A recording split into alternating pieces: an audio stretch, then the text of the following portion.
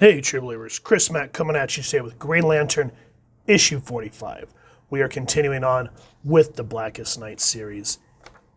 And I love this book because the stakes increase by 11 at this point because John Stewart sees the revival of an entire planet that he almost ended his life over at its destruction. And then to see it return in full force in his face, he does not know what to make of it. This is called Love Hurts. The writer is Jeff Johns. Penciler was Doug Mahnke. Ink was Christian Almany. Doug Mahnke and Tom McGowan, I don't know. Color, Randy Mayer. Letters, Rob Lay. And then there's everyone else working on the book. And as you can see, I love that they made sure that the artwork was astounding for this event through all the books that were involved. And I just love how Mahnke and the art team just throw all these splash pages in your face because at first it's like sensory overload, and then you take a moment and you just love seeing how Carol Ferris is holding off this Sinestro Corps on the Star Sapphire's home base of Zamaron. And of course, John's at this point really taking the time to give you a backstory on who's who. So if you haven't really read Green Lantern, you at least get a brief description of who Carol Ferris is, and as she says, what the hell am I doing here? She goes, Hal Jordan and Carol Ferris. We're not like Barry and Iris or Clark and Lois. Hal and I broke up more times than he's charged his ring. But I still find myself halfway across the universe, embracing an alien parasitic ring that brainwashed me in the past. All because it told me Hal would need my help. The last time Hal came to me for help, he was still possessed by Parallax. This time the Zamarons want me to help heal the rift between the Green Lantern Corps and the Star Sapphires. They want the Guardians to embrace love again. They want everyone to. So at this point with the battle on Zamaron, as the Sinestro Corps is invading, they are trying to capture the Sinestro Corps in the love crystals, I think is the lack for a better word, and trying to infect them with the purple light or pink light of love. And so you see it says infection in progress, da-da-da-da-da-da-da-da.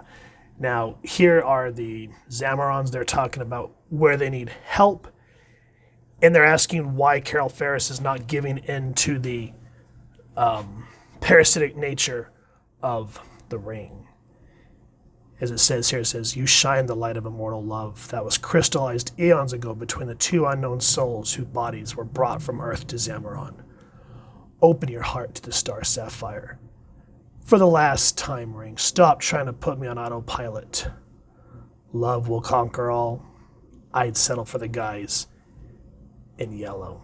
And I just love how they say, she's still resisting the Sapphire's guiding heart. She acts of her own accord. As long as that accord leads to the containment and conversion of the Sinestro Corps, I remain unconcerned. But how is she?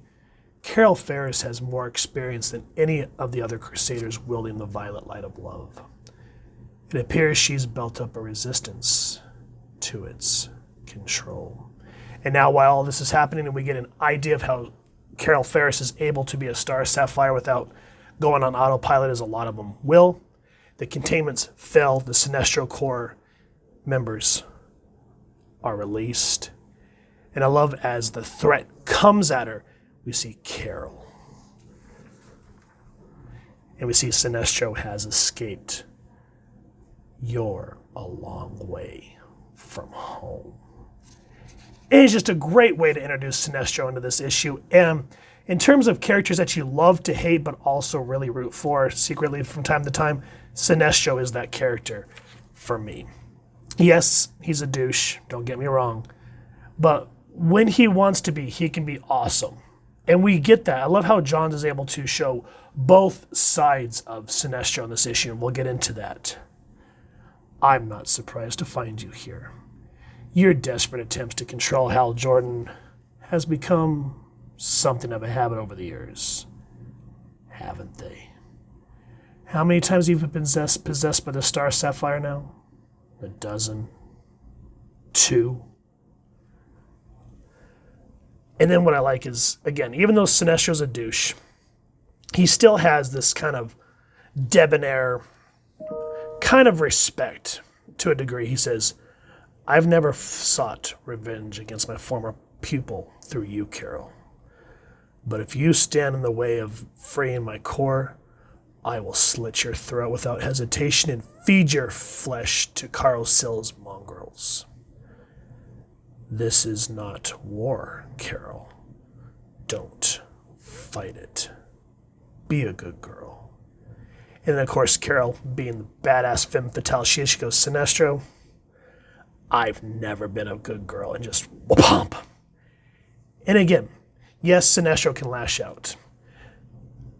But being the type of militaristic mind that he is, he just goes, very well. You were warned. And before we can see Sinestro lash out at Carol, we see the stakes that are happening across all the Lantern homeworlds. We see the Green Lanterns that came to Yzmalt, I think is how you pronounce Atrocitus's home base or whatever. The Green Lanterns are coming from Mira, who became a Red Lantern in the earlier issues, which we will go over at some time in the future. But while all this was happening, we were introduced to a new concept called the Alpha Lanterns, which is a horrific thought because it takes Green Lanterns that were human or some type of humanoid being and essentially hollow them out and make them sort of a faux manhunter. So they kind of have the thoughts of the Lantern, but they become callous. You learn about Boudica, I believe her name is, and she was a very caring person that got along with Kyle, Guy, but then she was promoted to the Alpha Lantern, and she just looks more machine than humanoid. And everyone's saying, Boudica, we're leaving. What's wrong with her, Ganthet? Our mission is to return Lyra home for her burial. This is in direct conflict with the Guardian's orders to terminate the enemies of the Green Lantern Corps. We'll need to remove her by force. So you can already see how it's becoming a problem. We go back to Zamaron, the Yellow Lanterns just tearing into the Star Sapphires. Sinestro, despite his father's death, he flew to show the world nothing would hold him down. He's always rebelled against authority, whether it was me or the Guardians or the ridiculous institutions on your system world, to the point of absurdity. You've come all this way. You've given everything you have for nothing in return. You don't think I know that, Sinestro? I'm not here for me or for us. I'm here for him. I'm here to do what I can to help him. So Sinestro's trying to put doubt in her mind, saying that Jordan's only looks out for himself and doesn't want to be held down by anything, which he does to a point, kind of have a point. But I like how Carol says, you say love's a lie, but even you have it in your little black heart, don't you? And she freezes him in one of the crystals. And we see when he was training under Aben, they were friends. And he meets their daughter, Erin. And while all this is happening, I love how he's just kind of frozen in time. See how she dies. And he's had enough. You think I have time to waste on this? So you can see that even though Sinestro can be cold and callous, there is a part of him. And yeah, we are introduced to some very terrible things that happen there on Zamaron with the Black Leaders, with the particular Black Lanterns, with the particular person at the lead. I'm trying to say that 3 times fast without getting tongue-tied. And then we go to Odom, which is the home of the Blue Lantern Corps. And I like how the black rings are just hovering above the planet. Deceased targets on planet's surface, 0. Awaiting death, awaiting death. Now, Larifle's originally invaded Odom to get a blue ring because that's just the type of person he is. And while he's waiting for his orange lanterns to attack to get a ring, the Black Lanterns infiltrate. I forget what this place is called. What's the name of this planet? Okara. There it is.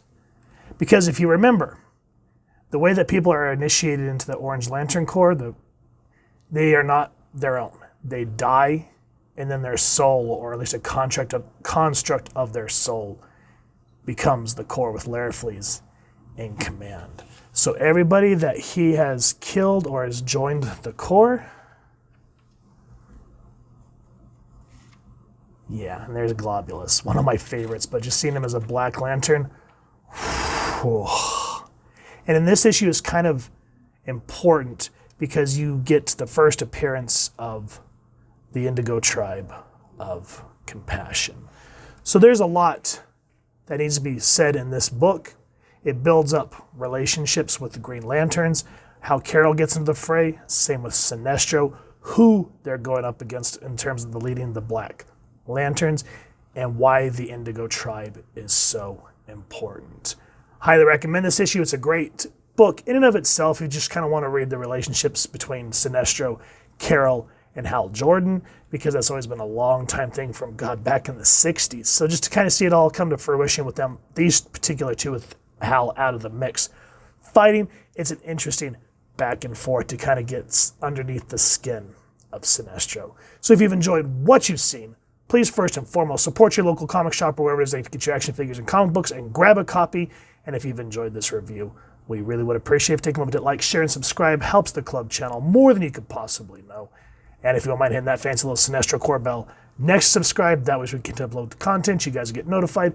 Come to the channel, and we love talking with you all and hearing your thoughts and feedback down in the comments below, or our social media pages, which I'll make sure to leave the links down in the description. So with all that said, I hope you all continue to have an absolutely amazing day reading, and happy hunting, true believers.